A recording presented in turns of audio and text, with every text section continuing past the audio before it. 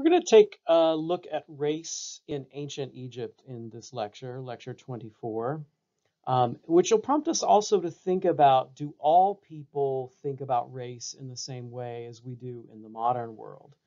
And we're going to see the answer to that question is no. First of all, race in the ancient world does not have the baggage of biology that modern race discussions do, because they weren't around in the 19th century when all those discussions of scientific racism were happening. So ancient people thought primarily in terms of ethnicity, a group with a set of cultural characteristics, and not race. They did recognize different groups of people, but they thought of those people not as biologically distinct in some way. Though that means that our modern categories don't apply to them.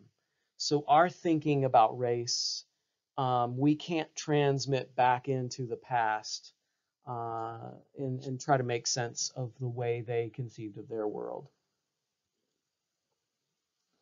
In fact, many ancient peoples, when thinking of themselves and others, didn't call themselves the names that we call them. So the Egyptians didn't look at each other and go, "You're Egyptian." Well, you're Egyptian. The Greeks didn't go, "You're Greek and I'm Greek." They thought primarily of themselves as the people, the first people, the real people, the human people. And so in their own languages, they think of themselves as just human. We're humans. And that points to the ethnic origin of the identity of many peoples, that they are the people, the measure of all people. So everybody who lives in this area, who has the same culture and behavior, who look like me, who talk like me, who act like me, those are my people, the principal people, the real people. When they encounter other groups of people, ancient Egyptians and other ancients say definitely judgmental things about those other groups. So they point out, oh, your culture is not like my culture. Your culture is backwards. You are backwards. You don't speak right. And so there's a lot of ethnocentric judgments about these other groups of people. But once again, they're not based in some biological notion because that hasn't been invented yet. Do need to say something very clear here, that if you encounter a 18th and 19th and early 20th century Egyptology, a lot of it is driven by the racist thinking of its time period. 19th century Egyptology was embedded in a long century of racial thinking that had scientifically or really pseudo-scientific ideas behind it. And many people at the time considered the Egyptians kind of white or Europeanish. And they go to all kinds of weird lengths to make the Egyptians one of them, to adopt them as one of them. And so a lot of the older writings in Egyptology are warped by this racial thinking. Modern Egyptologists don't go down that road.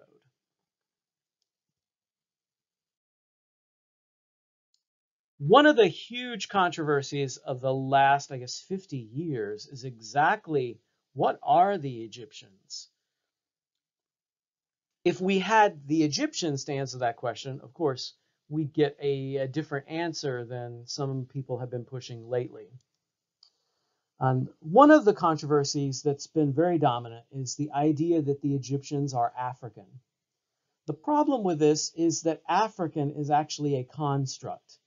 It's not a real identity for the ancient world that the Egyptians would have recognized. You know, when the Greeks come along and come up with this name, they're imposing a construct on an entire continent of people. And that continent of people doesn't have a unified geography. It's got a lot of different environments. It doesn't have a unified culture or a unified history that applies to everyone there, even if there are broad similarities between lots of groups. So quite simply, 3000 BCE, there is no Africa. It doesn't exist. And so we have to be careful about putting modern ideas about Africa backwards into the past, because that would have made sense to the ancient Egyptians. So it is really meaningless to kind of claim that the Egyptians were African. That doesn't really have any kind of like meaning to the ancient Egyptians. They would have looked at that and laughed and said, "What do you mean? We're the people. We're humankind. We're the people who live on the banks of the Nile." And so they wouldn't have seen themselves as sharing anything with the people around them. So today, Egyptology takes a look at the people of Egypt and says, do they share culture and connections with the people of North Africa? Yes. It's why Egyptian is an Afro-Asiatic language. It has features of North African languages. Do the ancient Egyptians have genetic markers that are similar to peoples of North Africa? Yes. But they're also similar to the peoples of the Middle East. And so they are kind of a crossroads as Egypt is connected to Middle Eastern culture. That makes the Egyptians a blending of lots of different peoples within this place in North Africa. But to say that the Egyptians are somehow African and therefore must be black is meaningless. It doesn't mean anything to the ancient Egyptians. It tells us more about us than about them.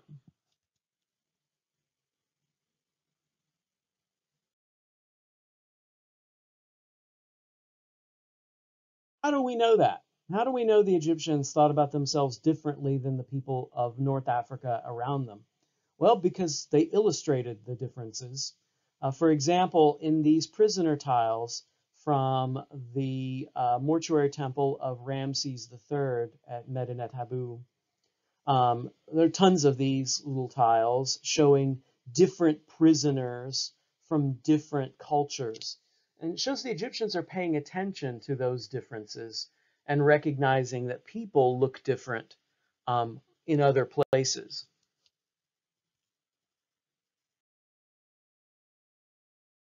We also see Egyptians recognizing difference in their literature. You might recall in our discussion of Akhenaten and his religious innovations in the Amarna period, there's a lot of religious writing to this new deity that's the only deity, the most powerful deity, the creator deity, the Aten. And Akhenaten's Aten is recognized as the creator of all peoples, which says, one, the Egyptians are seeing all peoples as part of like a creation in this religion here. And two, it's showing that they recognize that these people are different. Here's what the hymn says to the Aten. You mold the earth to your wish, you and you alone. Very monotheistic sounding. All people, herds and flocks, all on earth that walk on legs, all on high that fly with their wings. This sounds like an Old Testament psalm almost. And on the foreign lands of Kar and Cush, the land of Egypt, you place every man in his place. You make what they need so that everyone has his food, his lifespan counted. Tongues are separated in speech, and forms too. Their skins are made different, for you make foreign lands different. So Egyptians are picking up on the idea of difference, even as they are including all people under the umbrella of creation of the Aten.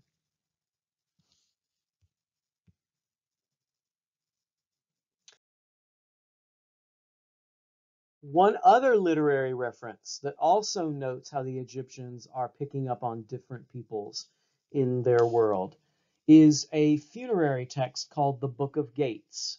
So this would have appeared in tombs in the New Kingdom going forward. And this text divides the world into 4 races. Peoples would probably actually be a better term there than races. The 4 races are the Egyptians, the Asiatics, the Libyans, and the Cushites. The Egyptians do recognize lots of different groups of people, so they have many different names for these, but these are the 4 clusters that they get in the Book of Gates. The Egyptians are Remet, which in Egyptian just means human race, which tells you, once again, the Egyptians think of themselves as, we're humans. What are you other people? We're the people with, you know, funny hair, or you're the people with beards, as opposed to us. We're the humans. The Amu are Asiatics, and there are lots of different Asiatics that the Egyptians encounter by name. So they name them all. They all got names. So this is an umbrella term. There are the Nehesu, the Nubians or the Cushites, the people to the south of Egypt, and the Chenu, which are the Libyans, so the people to the west of Egypt, the people of the western desert. So this tells us the Egyptians are thinking in terms of categorizing people, just like we saw in the other 2 examples. They are organizing groups of human beings by their characteristics. But does that mean the Egyptians are racist in the way that we experience racism? Well, let's see.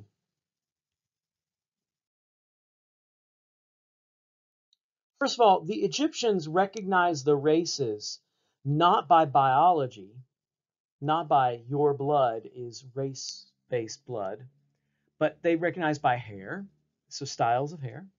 Skin color shows up in their descriptions. Clothing, jewelry, language. That implies the Egyptians are not using biological means to organize and think about race, because they don't have that language. They don't have that ability to talk about genes. It's not a thing for them. So they don't see race in terms of these characteristics that are embedded in your blood. We do know that the Egyptians depict themselves with much more variety than they depict other people. But that, again, is also not surprising, because that is a valid psychological finding around the world.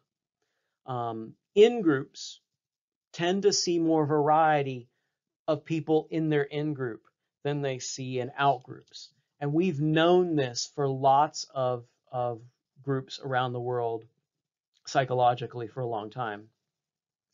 It's just a tendency that when you're inside an in-group, you see more differences among your people. And you tend to view people in the other groups as all looking the same. So don't be surprised that the Egyptians kind of label all these races by hair, skin color, clothing, and jewelry, but then accord themselves with much more variety than they accord other people around the world. Did the Egyptians treat people differently on the basis of race? And I guess the best answer to that question would be the issue of slavery. Because the Egyptians do practice slavery alongside their state-based system of labor you owe the king, corvée labor that we talked about when we talked about the building of the pyramids. But the Egyptians do enslave neighboring peoples. That is done as a result of war. Prisoners of war, or seker anachs, which is just war prisoner, struck down captive is what it means literally, a smitten captive. Those are the people that provide the slaves for ancient Egypt. And this indicates, obviously, that enslavement is an act of violence. There's no escaping that fact. But the thing that makes it different from, say, American slavery is that it's not based on a homogeneous group. So the Egyptians enslave lots of different prisoners of war, whomever they happen to defeat in battle. So you can't have a racial ideology develop for slavery as you did in the Americas, where race-based ideologies came about by assuming that all Africans are pretty much going to be slaves, and the child of a slave is a slave. That kind of race-based thinking is really a product of the 18th century. And the Egyptians didn't develop that because they didn't see war captives as a single racial group. The other thing that makes Egyptian slavery different is that the slaves could be assimilated into Egyptian society. It was not a status that you were permanently tied to that made you a second-class, horrible human being. That, in fact, the enslaved could be treated as normal Egyptians would be treated as people. They could own private property. They could even marry Egyptians. And so their status could change, and it was never guaranteed to be a permanent one. A good example, or a possible good example, is Mai Perheri, who was a Nubian official of the court under Tutmos IV. So this would have been in the beginning of the New Kingdom. We've talked about the Tutmosides and Hatshepsut before. We don't exactly know where he comes from. He shows up in the court. Maybe he was a Nubian captive raised in the court. It's all kinds of possibilities there. When his tomb was discovered in the Valley of the Kings, no less, so buried where the kings of Egypt are buried, which is remarkable itself, he had a remarkably well-preserved mummy, and illustrations in his tomb show him as Nubian, that is, as black. And then, of course, his mummy itself, you can see pictured here, shows him with darker skin. Though the hair, you might look at the hair and go, oh, well, he has stereotypically black hair. But in fact, that is a wig. It's been glued on. So we don't know if that's actually his hair or not. He may have been a slave in the court, but became a fairly well-known individual, recognized and honored under the Tutmosides. So this indicates that the status of the enslaved didn't have to be permanent. Didn't have to be something that you inherited from your mom that made you a second-class human being.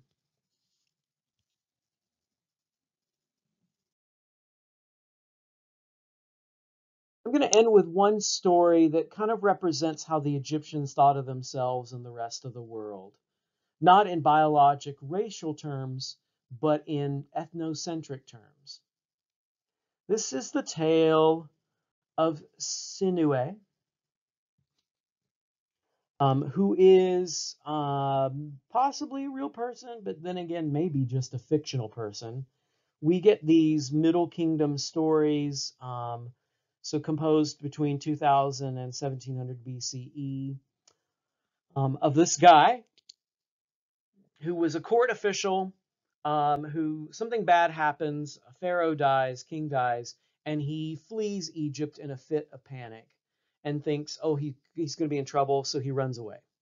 So he joins a tribe in Syria, Asiatics, and this particular group of people are the retinue. He lives in their culture, adopts their ways, marries into the tribe, and actually becomes a tribal leader. So he walks away from his Egyptianness to fit into this world. Later in his life, he becomes quite homesick for Egypt. He is missing his culture, missing his people, missing his language, his world. And he comes home dressed in the culture of the retinue and comes before the king and thinks, oh my gosh, is the king going to embrace me? Am I in trouble? And all is well, because in the end, yes, the king embraces him. Um, he gets cleaned up, so he shaves and gets rid of all these Asiatic traits and trappings and clothing that he's got on. And he's even honored with an Egyptian tomb so that he can be buried among his people. And the theme of the story is essentially that Egypt is the culture. It's the right way to live. It's the way to be. It's who you are. So you're not Egyptian by some biological genetic means. It's this bundle of characteristics that make you Egyptian, that make you the measure of all good things. Other cultures just aren't as good. And even if you ran away and adopted the other cultures, eventually you'd want to go home to Egypt. That's been our look at the question of race in ancient Egypt. The next time we get together, we will take a look at Egyptians' ideas of themselves and their own personal identity.